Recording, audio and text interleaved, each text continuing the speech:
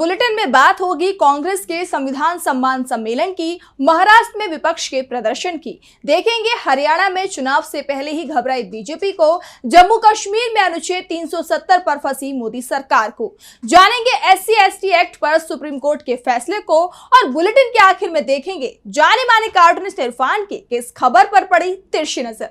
लेकिन दिन भर की तमाम बड़ी खबरों से पहले एक नजर आज की सुर्खियों पर।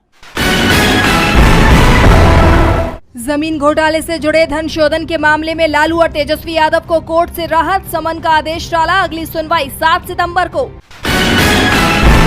प्रियंका गांधी ने किया बीजेपी पर हमला, कहा कानून के रखवाले और कानून तोड़ने वालों में होना चाहिए फर्क, बुलडोजर न्याय पूरी तरह से अस्वीकार।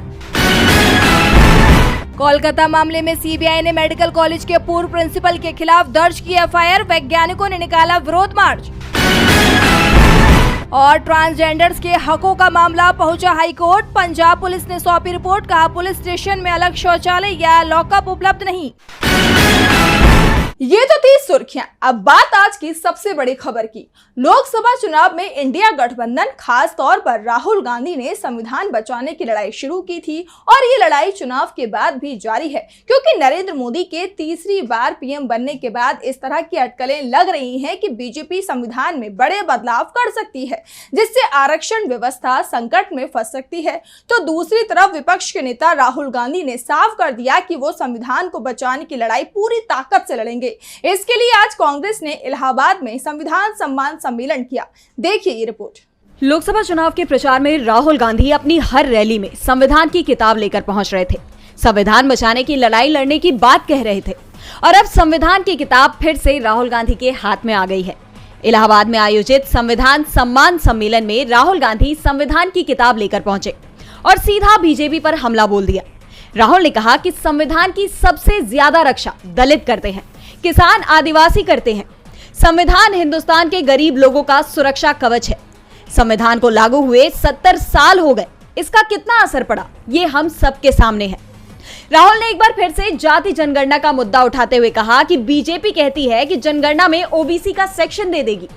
इसमें सिर्फ OBC देने का कोई मतलब नहीं, हमें हर कम्युनिटी चाहिए। बीजेपी की विचारधारा दलित और OBC विरोधी है, इसलिए देश के टॉप 500 उद्योगपतियों की लिस्ट में एक भी दलित या पिछड़े वर्ग के लोगों का नाम नहीं है।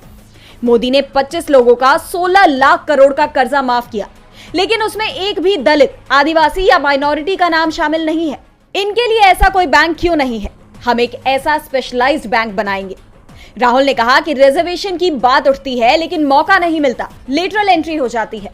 देश को सुपर पावर बनाया जा रहा है। PM कभी यूक्रेन चले जाते हैं, कभी रूस और सुपर पावर बन गया, लेकिन इसमें उन 90% लोगों की भागीदारी कहां है? 90% लोग अब भी बेरोजगार हैं, भूखे हैं। हमें बस समाज का एक्सरे चाहिए। जाति जनगणना हमारे लिए सिर्फ गिनती नहीं, पॉलिसी फ्रेमवर्क है, संविधान की तरह ही हमारा गाइड है। एक तरफ जहां राहुल के दौरे ने बीजेपी की मुश्किलों को बढ़ा दिया है, तो दूसरी तरफ महाराष्ट्र में विपक्ष के प्रदर्शन ने बीजेपी को बैकफुट पर ला दिया है।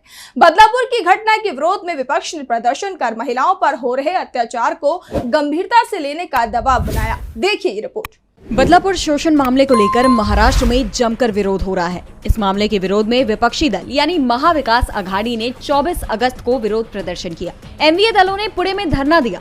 उद्धव ठाकरे और शरद पवार पार्टी के नेताओं और कार्यकर्ताओं के साथ काली पट्टी बांधकर धरने पर बैठे। उनके साथ सुप्रिया सुले भी मौजूद रहे। शरद पवार ने बयान देते हुए कहा कि महाराष्ट्र में महिलाओं पर अत्याचार हो रहा है।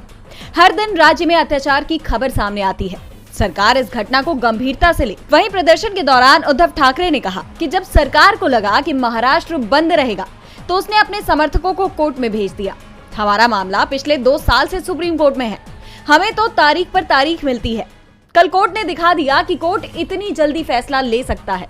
कोर्ट ने हमारे महाराष्ट्र बंद पर रोक लगाई, लेकिन कोर्ट हमारी आवाज नहीं रोक सकती। दरअसल MVA ने बदलापुर मामले को लेकर महाराष्ट्र बंद का ऐलान किया था, लेकिन शुक्रवार को बॉम्बे हाईकोर्ट ने इस बंद पर रोक लगा दी, जिसके बाद MVA ने शांतिपूर्ण विरोध प्रदर्शन करने का फैसला किया। शिवसेना सांसद संजय राउत ने कहा कि हमारी आवाज दबाने की कोशिश की जा रही है, लेकिन हमारी लड़ाई जारी रहेगी। राज्य में गैर संवैधानिक सरकार चल रही है और कोर्ट हमें कहता है कि हमारा बंद गैर संवैधानिक है। ये बहुत गंभीर बात है। तो वहीं शिवसेना यूबीटी सांसद प्रियंका चतुर्वेदी ने शिंदे सरकार पर जोरदार हमला बोला। उन्होंने कहा कि महिलाओं और बेटियों के खिलाफ जो अत्याचार हो रहे हैं वो लगातार बढ़ते जा रहे हैं। पिछले 10 दिनों में 12 घटनाएं हुई हैं। ठाणे में पॉक्सो एक्ट के तहत हर दिन एक मामला दर्ज किया जा रहा है। उत्तर प्रदेश के बाद महाराष्ट्र में जघन्य अपराध हो रहे हैं, जिसके बाद से शिंदे सरकार सवालों के घेरे में आ गई है। महाराष्ट्र हो या देश का कोई दूसरा राज्य, हर जगह महिलाओं के साथ लगातार अपराध बढ़ रहे हैं, जिसने एक बार फिर मोदी सरकार पर सवाल खड़े कर दिए हैं। तो सवाल हरियाणा विधानसभा चुनाव टालने की बीजेपी की अपील पर भी उठ रहे हैं। तो क्यों चुनाव टलवाना चाहती है बीजेपी? देखिए ये रिपोर्ट। हरियाणा में विधानसभा चुनाव की घोषणा को 10 दिन भी नहीं बीते कि अब चुनाव टालने की मांग उठ रही है। बीजेपी ने चुनाव आयोग को चिट्ठी लिखकर चुनाव तय शेड्यूल यानी 1 अक्टूबर की जगह और देरी से करवाने का अनुरोध किया है। बीजेपी का कहना है कि इस सप्ताह में लोगों के पास लंबी छुट्टी पर जाने का अवसर रहेगा, जिससे मतदान प्रतिशत में गिरावट आ जाएगी। इसीलिए चुनाव को आगे के लिए टाल दिया जाए। इसे लेकर बीजेपी पर हमला बोलते हुए कांग्रेस नेता दीपेंद्र हुड्डा ने ट्वीट किया कि हरियाणा बीजेपी ने चुनाव आयोग के चुनाव टालने के लिए पत्र लिखा है, जो ये दर्शाता है कि बीजेपी चुनाव से किस कदर घबराई हुई है। अपनी हार सामने देख सत्ताधारी पार्टी द्वारा बचकाने तर्क दिए जा रहे हैं, क्योंकि उसके पास ना कोई मुद्दा है, ना जनता को बताने लायक कोई काम या उपलब्धि और ना ही टिकट देने लायक 90 उम्मीदवार। इसीलिए बीजेपी छुट्टियों का बहाना बनाकर चुनाव टालने की साजिश कर रही है। हरियाणा के मतदाता बेहद जागरूक हैं, वो कहीं छुट्टी मनाने नहीं जाएंगे, बल्कि बीजेपी की छुट्टी करने के लिए भारी संख्या में मतदान केंद्र आकर वोट देंगे। वहीं हरियाणा कांग्रेस ने भी बीजेपी पर करारा तंज कसा है। भाजपा चुनाव आयोग को पत्र लिखकर कह रही है कि चुनाव टाल दो, क्योंकि लोग छुट्टियों पर निकल जाएंगे। ये परीक्षा की सुबह पेट दर्द का बहाना बनाने वाले नालायक बच्चे जैसा बर्ताव है। लेकिन अब कोई बहाना नहीं चलेगा। हरियाणा बदलाव का मन बना चुका है। अब भले ही बीजेपी हरियाणा चुनाव को टालने के पीछे की वजह एक साथ पड़ने वाली छुट्टी बता रहे हों, लेकिन विपक्ष बीजेपी की घबराहट इसे बता रहे हैं। तो दूसरी तरफ जम्मू कश्मीर विधानसभा चुनाव की चर्चा हर तरफ है। नेशनल कॉन्फ्रेंस और कांग्रेस के गठबंधन ने बीजेपी के लिए चुनाव को जीतना और भी ज्यादा मुश्किल बना दिया है। उधर इस गठबंधन को घेरने के लिए खुद अमित शाह को सामने आना पड़ गया, लेकिन अब बीजेपी उल्टा खुद घिरती हुई नजर आ रही है। देखिए रिपोर्ट। जम्मू कश्मीर विधानसभा चुनाव में नेशनल कॉन्फ्रेंस और कांग्रेस के गठबंधन ने बीजेपी की जीत की राह को मुश्किल बना दिया है। नतीजा, बीजेपी बौखलाई हुई है और इस बौखलाहट में वो कुछ ऐसा कर गई जिससे कांग्रेस को फायदा हो सकता है। दरअसल बीजेपी आलाकमान ने ऐलान किया कि बीजेपी के दिग्गज देश भर में प्रेस कॉन्फ्रेंस करेंगे और कांग्रेस की मंशा पर सवाल उठाएंगे। और जब प्रेस कॉन्फ्रेंस हुई तो पार्टी के तमाम सीएम, डिप्टी सीएम और प्रदेश अध्यक्ष अपने अपने प्रदेशों में मीडिया के जरिए कांग्रेस पर सियासी हमला करते हुए नजर आए। यूपी में सीएम योगी आदित्यनाथ, असम में सीएम हिमंता बिस्वा शर्मा, महाराष्ट्र में देवेंद्र फडणवीस, बिहार में सम्राट चौधरी ने कांग्रेस से वही सवाल पूछे जो अमित शाह ने ठीक एक दिन पहले पूछे थे। अब बीजेपी तो कांग्रेस से सवाल पूछ रही है, लेकिन असल में सवाल तो बीजेपी पर खड़ा हो गया है कि जब जम्मू कश्मीर की बात करनी है तो जम्मू कश्मीर क्यों नहीं गए। जब बीजेपी दावा करती है कि 370 हटने के बाद जम्मू कश्मीर में विकास हुआ, तो ये विकास गाथा बीजेपी जम्मू कश्मीर में जाकर वहां की जनता को क्यों नहीं बता रही? क्यों दूसरे राज्यों में बीजेपी जम्मू कश्मीर के लिए प्रेस कॉन्फ्रेंस कर रही है, जबकि चुनाव तो जम्मू कश्मीर में है? अमित शाह ने बीजेपी से सवाल किए तो उस पर कांग्रेस प्रवक्ता पवन खेड़ा ने सवाल करते हुए कहा कि हम अमित शाह से ये जानना चाहते हैं कि जब पीडीपी से उन्होंने समझौता किया था, क्या पीडीपी का मैनिफेस्टो पढ़ा था? नहीं पढ़ा होगा, जिसमें इंडिया पाकिस्तान दोनों की करेंसी का जिक्र था कि दोनों को लागू किया जाए। उसके बावजूद आपने समझौता करके सरकार बनाई। अनाप शनाप बोलने की आदत एक बीमारी सी लग गई है भाजपा के नेताओं को। गृह मंत्री के पद पर बैठे हैं और इस तरह की बातें करते हैं। जम्मू कश्मीर विधानसभा चुनाव में नेशनल कॉन्फ्रेंस और कांग्रेस के गठबंधन ने बीजेपी की जीत की राह को मुश्किल बना दिया है, तो दूसरी तरफ रोजगार के मुद्दे पर मोदी सरकार एक बार फिर घिर गई है। कांग्रेस अध्यक्ष मल्लिकार्जुन खड़गे ने बैंक ऑफ बड़ौदा की ताजा रिपोर्ट का हवाला देते हुए मोदी सरकार पर हमला बोला है। तो क्या कहा खड़गे ने, जानने के लिए देखिए ये रिपोर्ट। कांग्रेस अध्यक्ष मल्लिकार्जुन खड़गे ने बेरोजगारी के मुद्दे पर मोदी सरकार को घेरा है। खड़गे ने ट्वीट कर लिखा कि मोदी सरकार की युवा विरोधी नीतियों के चलते देश में नौकरियों का अकाल पड़ गया है। बैंक ऑफ बड़ौदा की ताजा रिपोर्ट बताती है कि केवल 2022-23 में ही देश की 375 कंपनियों में 2.43 लाख करोड़ नौकरियां घट गई। हमारे युवा कुछ मुट्ठी भर नौकरियां पाने के लिए लाखों की तादाद में चक्कर काट रहे हैं। खरगे ने मोदी सरकार में युवाओं पर हो रहे अत्याचार को लेकर लिखा कि बिहार में सिपाही भर्ती परीक्षा चल रही है, उसमें मात्र 21,000 खाली पदों के लिए 18 लाख अभ्यर्थियों ने आवेदन किया है। इससे पहले वाली परीक्षा का पेपर 4 दिन पहले लीक हो गया था, जिसके चलते ये परीक्षा दोबारा कराई जा रही है। उत्तर प्रदेश में 60,000 सिपाहियों की भर्ती के लिए 26 राज्यों के 6.30 लाख युवाओं ने भी आवेदन किया है। इस परीक्षा का भी पेपर एक बार लीक हो चुका है।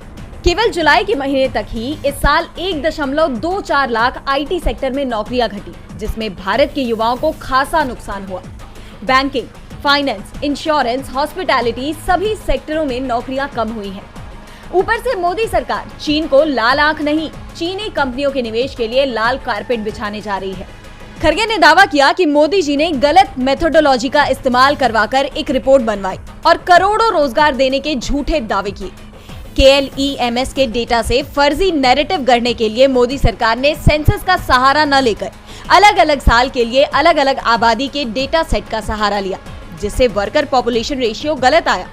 ऊपर से ग्रामीण और शहरी आबादी की वृद्धि एक ही मान ली गई, जिससे ओवर एस्टिमेशन हुआ। इसके अलावा ये अब जग जाहिर है कि इसमें अनपेड लेबर और 1 आवर वर्क पर वीक को भी रोजगार की श्रेणी में गिना गया है। खरगे ने चेतावनी देते हुए कहा कि भारत के हताश, निराश, बेरोजगार युवा मोदी सरकार के ये झूठे हथकंडे अब समझ गए हैं। आने वाले राज्यों के चुनाव में भाजपा को इसका सबक जरूर मिलेगा। कांग्रेस अध्यक्ष मल्लिकार्जुन खरगे ने बेरोजगारी के मुद्दे पर मोदी सरकार को घेरा है तो चंपई सोरेन जेएमएम से बगावत कर खुद ही घिर गए हैं। पहले चंपई के साथ साथ विधायक होने का दावा किया जा रहा था, लेकिन अब उनके हाथ खाली दिखाई दे रहे हैं। वो खुद ही दावा कर रहे हैं कि उनके साथ जेएमएम का कोई भी बड़ा नेता नहीं है। तो कैसे मुश्किल में फंसे चंपई, देखिए इस रिपोर्ट में। चंपई सोरेन को लेकर झारखंड की सियासत गरमाई हुई है। चंपई ने पहले तो नया अध्याय शुरू करने की घोषणा कर दी। चंपई ने नई पार्टी बनाने का ऐलान तो कर दिया, लेकिन ये करना उनके लिए इतना आसान भी नजर नहीं आ रहा और अब तो खुद चंपई भी बैकफुट पर दिखाई दे रही हैं। चंपई ने एक और बयान दिया है। उन्होंने कहा कि मैं ना तो संगठन तोड़ने जा रहा हूँ और ना ही पार्टी के किसी कार्यकर्ता को अपने पास बुलाने जा रहा हूँ। मैं एकला चलो के राह पर हूँ और किसी अच्छे साथी की तलाश कर रहा हूँ। फिलहाल मेरी बात सीएम हेमंत सोरेन से नहीं हुई है, ना ही मैं अब जेएमएम की तरफ रुख करने वाला हूँ। मेरी जो लड़ाई है वो मेरा निजी संघर्ष है। जिस पार्टी को हमने अपने खून पसीने से सींचा है उसका नुकसान करने के बारे में मैं कभी सोच भी नहीं सकता। मतलब पहले तक जो खबर सामने आ रही थी कि चंपई कुछ विधायकों के समूह के साथ पार्टी छोड़ेंगे, वो पूरी तरह से गलत साबित हो गई है। चंपई के बयान से साफ हो गया है कि हेमंत सोरेन से बगावत करने के बाद अब वो अकेले पड़ गए हैं। ना साथी है और ना ही कोई पार्टी उन्हें अपने साथ लेने को तैयार दिख रही है। और हेमंत सोरेन की सक्रियता के बाद अब चंपई के लिए विधानसभा चुनाव जीतना भी मुश्किल दिखाई देने लगा है, जिसके बाद वो अभी से घर घर जाकर दस्तक दे रहे हैं। चंपई ने जनता से समर्थन मांगते हुए कहा कि मुझे विश्वास है कि इस नए अध्याय में आप मेरा साथ देंगे। साफ है चंपई को एहसास हो चुका है कि उनसे बड़ी गलती हो चुकी है। एक तरफ बीजेपी रोजगार के मुद्दे पर घिर गई है तो दूसरी तरफ शनिवार को सुप्रीम कोर्ट ने SC/ST एक्ट को लेकर बड़ा फैसला सुनाया है, जिससे इस एक्ट का दुरुपयोग करने वालों पर लगाम लग सकेगी। देखिए रिपोर्ट। देश में पिछड़े वर्ग के लोगों के उत्थान के लिए SC/ST एक्ट लाया गया।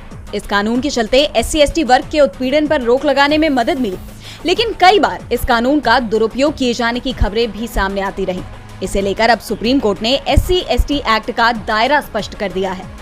कोर्ट ने कहा कि अगर किसी अनुसूचित जाति जनजाति के व्यक्ति को उसकी जाति का नाम लिए बगैर अपमानित किया गया है तो ये मामला SC/ST एक्ट 1989 के तहत अपराध नहीं होगा। कोर्ट ने साफ कर दिया कि केवल उन मामलों में जानबूझकर अपमान या धमकी दी जाती है जो छुआछूत की प्रथा या ऊंची जातियों के निचली जातियों अछूतों पर अपनी श्रेष्ठता साबित करने के लिए होते हैं। इन्हें 1989 एक्ट में अपमान या धमकी कहा जा सकता है। जस्टिस JB पारदीवाला और जस्टिस मनोज मिश्रा की बेंच ने एक ऑनलाइन मलयालम न्यूज चैनल के एडिटर शाजन स्कारिया को अग्रिम जमानत देते हुए ये फैसला सुनाया। स्कारिया पर 1989 एक्ट की धारा 3(1)R और 3(1)U के तहत केस दर्ज हुआ था। उन पर आरोप था कि उन्होंने SC समुदाय से आने वाले कुन्नाथुनाड के CPM विधायक PV श्रीनिचन को माफिया डॉन कहा था। इस मामले में ट्रायल कोर्ट और केरल हाईकोर्ट ने उन्हें गिरफ्तारी से पहले जमानत देने से इनकार कर दिया था, जिस पर अब सुप्रीम कोर्ट ने फैसला सुनाते हुए स्कारिया को जमानत दे दी। और बुलेटिन के आखिर में देखेंगे जाने माने कार्टूनिस्ट इरफान की किस खबर पर पड़ी तिरछी नजर।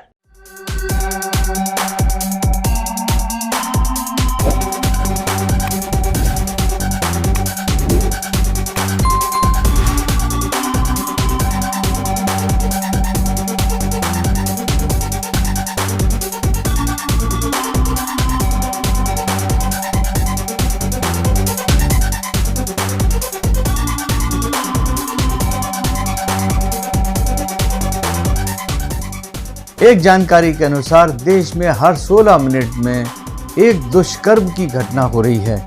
इसका मतलब है कि अपराधियों के हौसले एकदम बुलंद हैं। प्रधानमंत्री की चीन को दिखाई जाने वाली वो लाल आंखें देश के अपराधियों को कब दिखाई जाएंगी? क्या महिला सुरक्षा का वादा भी 15 लाख वाले वादे की टोकरी में डाल दिया जाएगा?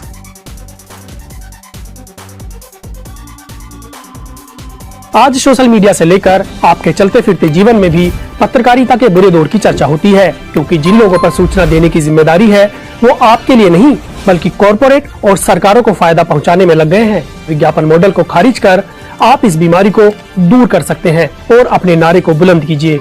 मेरे खर्च पर आजाद है खबरें।